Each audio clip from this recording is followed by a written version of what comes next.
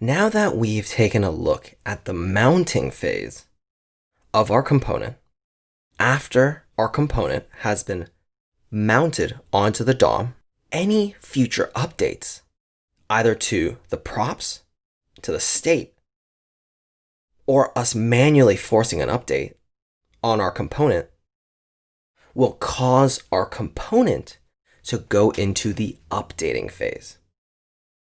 So what is the updating phase and what triggers updates?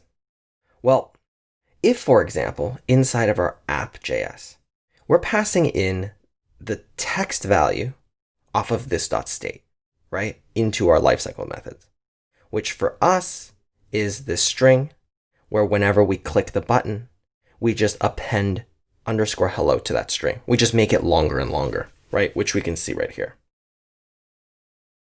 Now, every time we update and click this and update our state, and this new state value gets passed into our lifecycle component, our lifecycle component goes into the updating phase and it's like, oh, I got new props.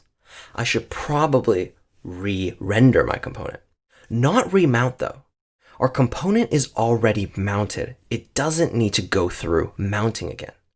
It doesn't need to be destroyed because React doesn't want to create new elements for it.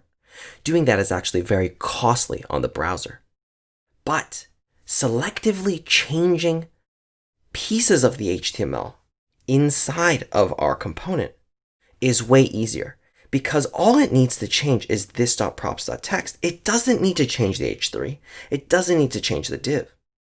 So React's like, oh, okay, I'm just going to update this.props.text, right? Or I'm also going to run through those lifecycle methods that might be affected in this updating phase because the props have changed. And maybe these lifecycle methods do use the props to do something, right? That's all up to us and how we want to write our code.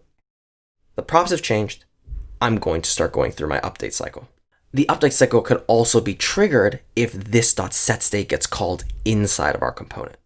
So we don't actually call setState inside of our lifecycles class because we don't have state, right? Which is fine. But if we look at our app component, we do have state. And we do call setState whenever we click either of these buttons. So whenever we click one of these buttons, React re-renders this component as well. It goes through the update phase of our app component as well. Because there might be things inside of our component that depends on the state to determine what they need to do, including our render. If, for example, we were displaying this.state.text inside of our component ourselves, the component needs to decide, oh, okay, I should probably re-render because there's a chance that this component is rendering something on the state. So that's why it does it. It's like, okay, the component state has changed as well. Let's also run through our update phase for our component. And then finally, we can also force an update by calling this.forceUpdate inside of our component anywhere. This forces the component to update everything. It just forces it to go through the update phase. But inside of the update phase, it just goes through these following methods. So just like our mount, right? It also goes through the render again. Because new props comes in or new state comes in, React has to go through its process of deciding, oh, what in my component has changed? And then it's going to update the DOM, right? So it's going to update the DOM with the changes that are required in that component. Again, we're not remounting the component. We're just making the change to that piece of the component where it's affected. And then it calls component.update. Similar to component.mount, it's the lifecycle method that gets called after the updates have been made to the DOM. And here, we can see this when we click update text, right? We see it calls render, and then it calls our component.update. Now, one thing I want us to look at is actually this lifecycle method. So I'm just going to put it in here. It's should component update. Should component update is a lifecycle method that determines whether or not this whole chain needs to happen. And it actually exists between these things that would trigger this updating phase to happen and the following lifecycle methods to get triggered. Should component update actually sits right here. And what it does is it gets the props and then the next state, right? So it gets, when props change, they come in as a parameter. Or when state changes, it also comes in as a parameter. And what happens is that based on the props, the new props that are coming in, or the new state after we've called set state, we can determine whether or not we want to go through these other lifecycle methods, including actually re-rendering our component, right? Because if we don't want to re-render our component, we don't have to. And how we would do this is actually if we looked at our app.js. So for example, whenever set state gets called, we know that what gets happened is our render call gets called, right, in our component. So whenever we call set state, we're actually re-rendering this whole app.js component, which actually ends up re-rendering the lifecycles component. Even if we were not passing this text in, this component, because it's a child of our app.js, gets re-rendered. I can actually show you, if I get rid of this prop, so we're no longer passing the prop into our lifecycles method, even though I click update text, you will see that our render method and then component did update is getting called from a lifecycles component.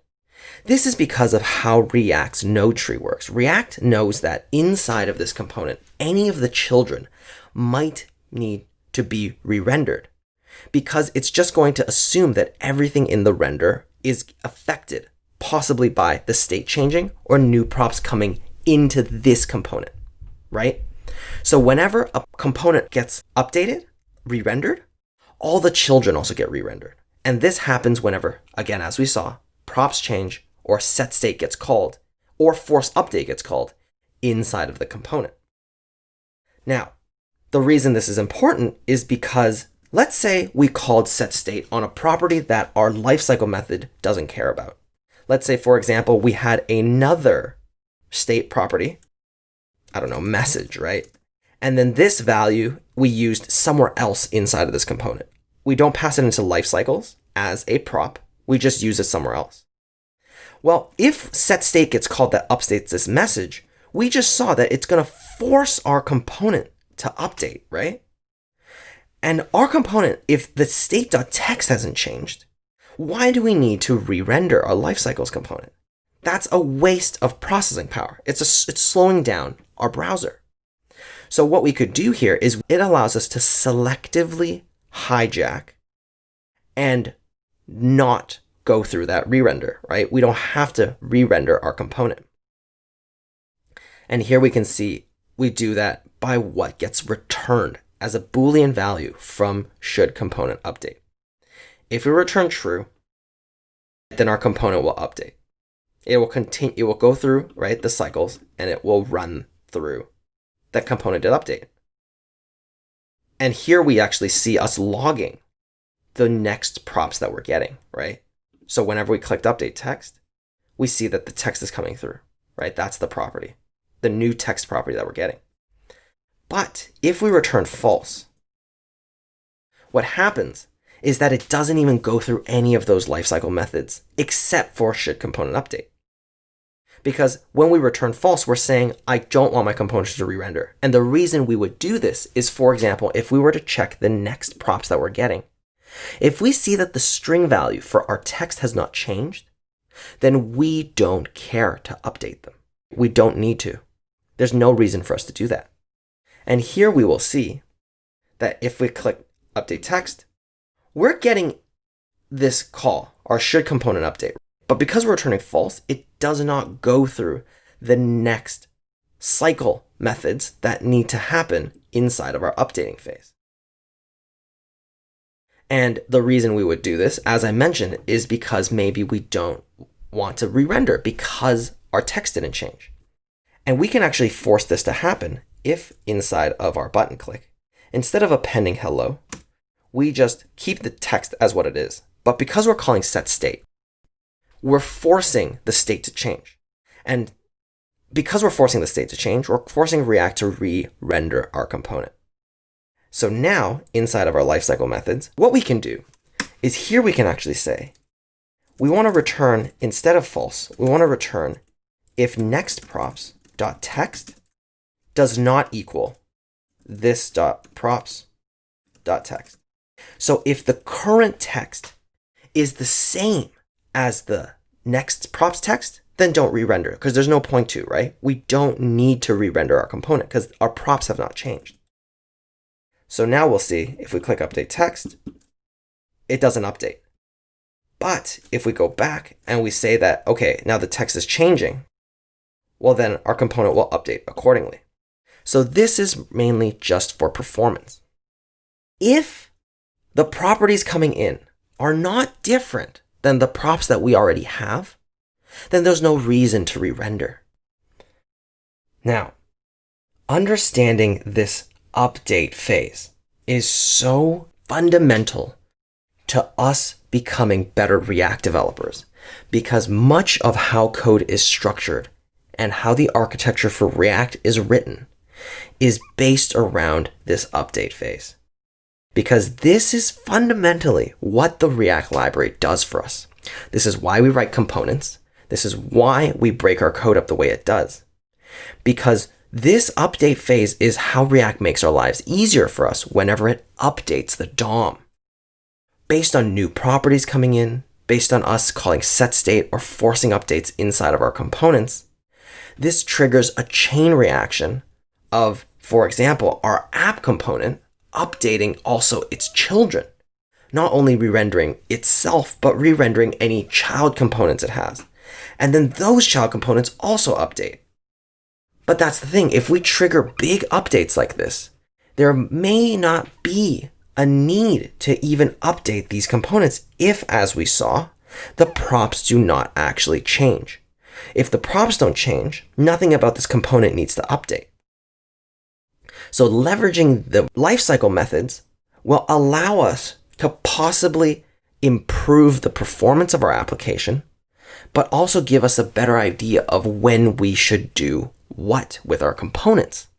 Now, of course, we're going to practice more and more with writing our components, building React applications, but just thinking and keeping this in the back of your mind as we code will help you better understand why we structure the code the way that it is.